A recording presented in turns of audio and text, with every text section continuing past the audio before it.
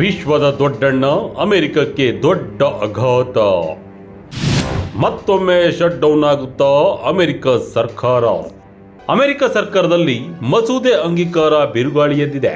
ಸಂಸತ್ನಲ್ಲಿ Joe Biden ಸರ್ಕಾರ ಸಿದ್ಧಪಡಿಸಿರುವ ಮಸೂದೆ ಅಂಗೀಕಾರ ಆಗದಿದ್ದರೆ ಇಡೀ ಅಮೆರಿಕ ಸರ್ಕಾರ ಶಟ್ ಡೌನ್ ಆಗುವ ಸಾಧ್ಯತೆ ಇದೆ. ಇನ್ನೇನು ಕೆಲವೇ ದಿನಗಳಲ್ಲಿ ಜೋ ಬೈಡೆನ್ ತನ್ನ ಅಧಿಕಾರ ಮುಗಿಯಲಿದೆ. ಇಂತಹ ಸಮಯದಲ್ಲಿ ಇಂತಹದೊಂದು ಪರಿಸ್ಥಿತಿಯನ್ನ ಎದುರಿಸುವ ಸವಾಲು ಜೋ ಬೈಡೆನ್ಗೆ ಬಂದಿದೆ.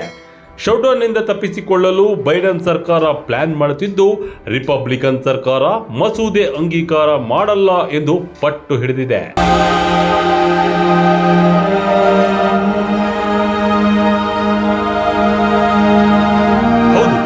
ಅಮೆರಿಕ ಸರ್ಕಾರ ತನ್ನ ಅಧೀನ ಇಲಾಖೆಗಳ ಖರ್ಚು ವೆಚ್ಚಗಳಿಗೆ ಪೂರಕವಾಗಿ ಸಿದ್ಧಪಡಿಸಿರುವ ಇಲಾಖಾವಾರು ಅನುದಾನ ಮಸೂದೆಯು ಅಲ್ಲಿನ ಸಂಸತ್ತಿನಲ್ಲಿ ತಿರಸ್ಕೃತಗೊಳ್ಳುವ ಎಲ್ಲ ಲಕ್ಷಣಗಳು ಕಾಣಿಸಿವೆ. ಅಲ್ಲಿನ ಸಂಸತ್ನಲ್ಲಿ ಜೋ ಬೈಡೆನ್ ಸರ್ಕಾರ ಸಿದ್ಧಪಡಿಸಿರುವ ಮಸೂದೆಯ ಮೇಲಿನ ಚರ್ಚೆಗಳು ನಡೆಯುತ್ತಿದ್ದು, ಸದನದ ಪ್ರಮುಖ ವಿಪಕ್ಷವಾದ ರಿಪಬ್ಲಿಕ್ನ ಸಂಸದರು ಇದನ್ನು ಸಗಾಟವಾಗಿ ತಳ್ಳಿ ಹಾಕಿದ್ದಾರೆ. ಇದರಿಂದಾಗಿ ಮಸೂದೆಯು ಅಂಗೀಕಾರವಾಗದೆ ನೆನೆಗುದಿಗೆ ಬಿದ್ದಿದೆ.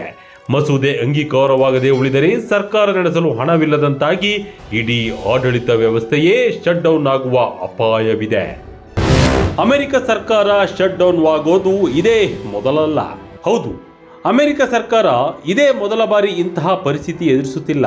ಕಳೆದ 2018ರಲ್ಲಿ ಡೊನಾಲ್ಡ್ ಟ್ರಂಪ್ ಸರ್ಕಾರವಿದ್ದಾಗ ಹೀಗಾಗಿತ್ತು. ಅದಕ್ಕೂ ಹಿಂದೆ 1995-96ರಲ್ಲಿ ಬಿಲ್ ಕ್ಲಿಂಟನ್ ಅವರು ಅಧ್ಯಕ್ಷರಾಗಿದ್ದಾಗ ಸರ್ಕಾರ ಶಟ್ ಡೌನ್ ಆಗಿತ್ತು. ಬಳಿಕ 2013ರಲ್ಲಿ ಬರಾಕ್ ಒಬಾಮಾ ಅಧ್ಯಕ್ಷರಾಗಿದ್ದಾಗ ಇದೇ ಪರಿಸ್ಥಿತಿ ಉಂಟಾಗಿ ಅಮೆರಿಕ ಸರ್ಕಾರ ಸ್ಥಗಿತಗೊಂಡಿತ್ತು. ಒಂದೇ ದಿನ ಕಾಲಾವಕಾಶ.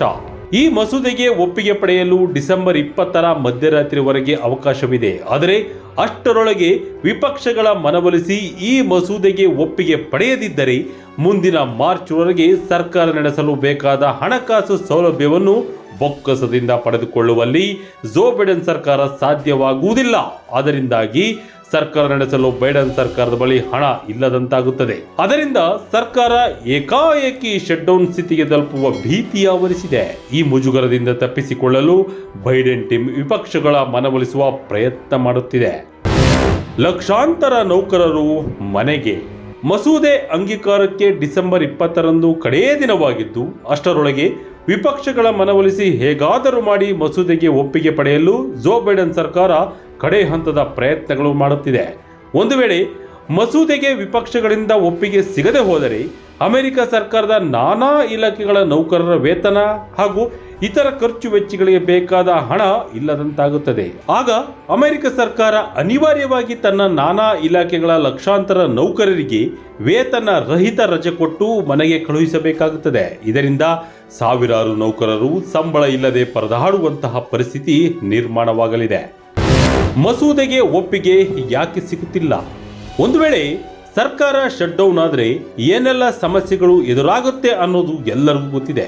ಆದರೂ ಕೂಡ ವಿಪಕ್ಷಗಳು ಯಾಕೆ ಅಂಗೀಕಾರ ಮಾಡಲು ಒಪ್ಪುತ್ತಿಲ್ಲ ಎಂದು ಎಲ್ಲರಲ್ಲೂ ಪ್ರಶ್ನೆ ಮೂಡುತ್ತೆ. ಅದಕ್ಕೂ ಬಲವಾದ ಕಾರಣ ಇದೆ. ಏನಂದ್ರೆ, ಇತ್ತೀಚಿನ ಅಮೆರಿಕ ಅಧ್ಯಕ್ಷ ಚುನಾವಣೆಯಲ್ಲಿ ಮುಂದಿನ ಅಧ್ಯಕ್ಷರಾಗಿ ಆಯ್ಕೆಯಾಗಿರುವ ರಿಪಬ್ಲಿಕನ್ ಪಕ್ಷದ ನಾಯಕ ಡೊನಾಲ್ಡ್ ಟ್ರಂಪ್ ಹಾಗೂ ಖ್ಯಾತ ಉದ್ಯಮಿ ಎಲಾನ್ ಮಸ್ಕ್ ರವರು ಈ ಮಸೂದೆಗೆ ಮತ ಹಾಕಿದರೆ ಆತ್ಮಹತ್ಯೆ ಮಾಡಿಕೊಂಡಂತೆ ಎಂದು ಬಹಿರಂಗವಾಗಿ ಹೇಳಿಕೆಗಳನ್ನು ಕೊಟ್ಟಿರುವುದರಿಂದ ವಿಪಕ್ಷವಾದ ರಿಪಬ್ಲಿಕನ್ ಪಕ್ಷದ ಸಂಸದರು ಸದನದಲ್ಲಿ ಈ ಮಸೂದೆಗೆ ವಿರುದ್ಧವಾಗಿಯೇ ಮತ ಚಲಾಯಿಸಲು ಸನ್ನದ್ಧರಾಗಿದ್ದಾರೆ ಎಂದು ಹೇಳಲಾಗುತ್ತಿದೆ.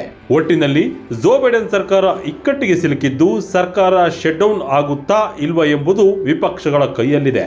ಮಸೂದೆ ಅಂಗೀಕಾರಕ್ಕೆ ಬಿಲ್ಕುಲ್ ಒಪ್ಪದ ವಿಪಕ್ಷವನ್ನು ಜೋ ಬೈಡೆನ್ ಟೀಮ್ ಹೇಗೆ ಮನವೊಲಿಸುತ್ತೆ ಕಾದು ನೋಡಬೇಕು. ಒಂದು ವೇಳೆ ಮನವೊಲಿಸುವಲ್ಲಿ ವಿಫಲವಾದರೆ ಅಮೆರಿಕ ಸರ್ಕಾರ ಆಡಳಿತ ನಡೆಸದೆ ಶಟ್ ಡೌನ್ ಆಗುತ್ತಾ ಮುಂದೆ ಅಲ್ಲಿನ ಆಡಳಿತ ವ್ಯವಸ್ಥೆ ಹೇಗಿರುತ್ತೆ ಅನ್ನೋದನ್ನ ಕಾದು ನೋಡಬೇಕು.